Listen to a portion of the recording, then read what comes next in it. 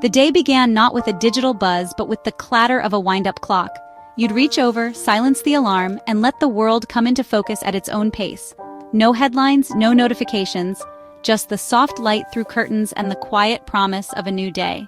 The house woke gently, the percolator hissed, coffee's aroma filled the kitchen, and toast browned under the broiler.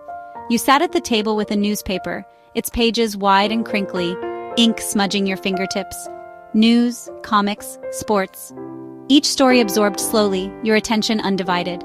The morning was a ritual of sensory details, the heft of a mug, the rustle of paper, the taste of coffee. These weren't distractions, they were anchors, grounding you in the present. Life was a series of tactile experiences, not a stream of endless content. The silence between moments was space for thought, not emptiness to be filled. Looking out the window, your mind wandered freely.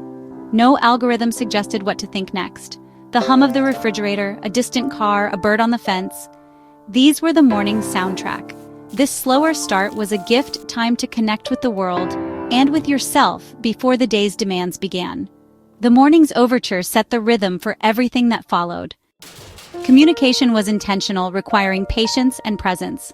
To call someone, you walked to the phone, heavy, tethered rotary dial spinning with a satisfying whir. You stood or sat, attention focused on the voice at the other end. If the line was busy, you waited and tried again, no instant messages, just patience. Plans were made with finality. You trusted, and you showed up. For deeper thoughts, you wrote letters by hand. Choosing paper and pen, your handwriting gave personality to your words. There was no backspace, mistakes were crossed out, a visible trace of thought. Sending a letter was an act of faith, fold, seal, send, and wait. Days passed as your words traveled, anticipation building with each check of the mailbox. The slow exchange of letters gave relationships a different texture, deliberate, thoughtful, tangible. Each reply was a small event, a piece of someone's world arriving in your hands.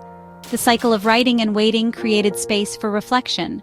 Communication was not instant, but it was meaningful.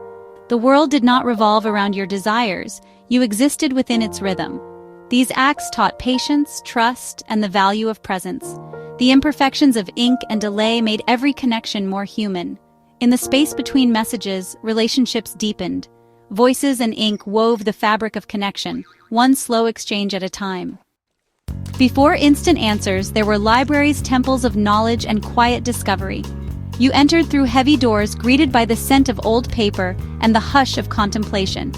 The journey began at the card catalog, each drawer a map to hidden treasures.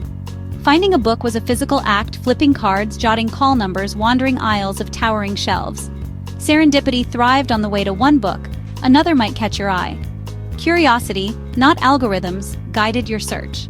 Librarians were navigators, engaging with your questions and leading you to deeper understanding. The library was more than books, it was a community of seekers. Discovery was active, tactile, and often surprising. The process taught order, patience, and the joy of learning. Each visit was a journey, the destination unknown but always rewarding. In these quiet temples, knowledge was not just found, it was experienced. Evenings meant gathering around the television, the hearth of the modern home, a handful of channels, shows at set times, no binge watching, just anticipation.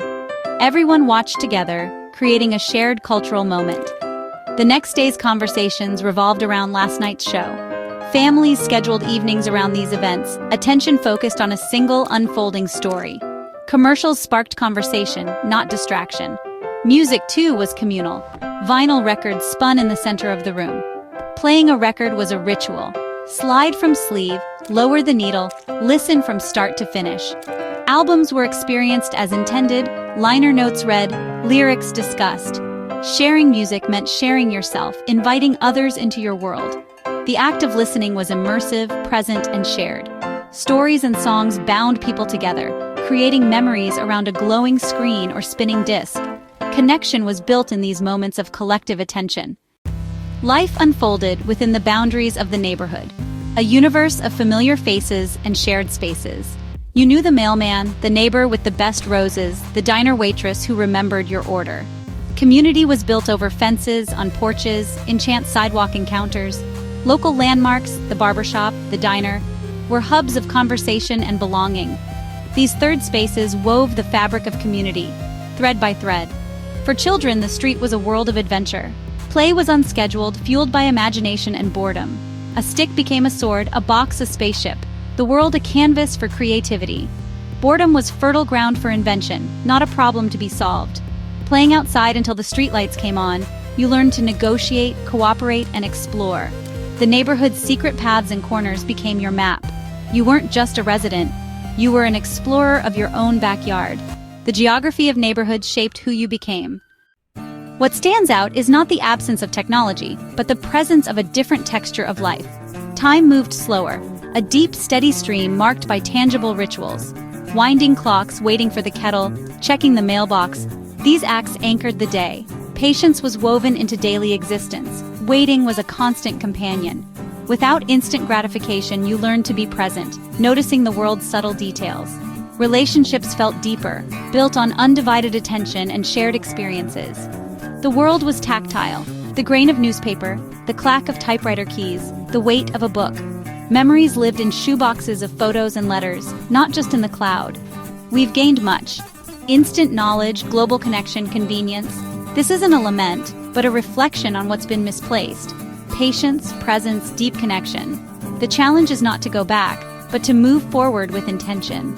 Sometimes choose the slow moment, the deep conversation, the quiet joy of being here now. The texture of time is ours to shape, if we choose to notice it.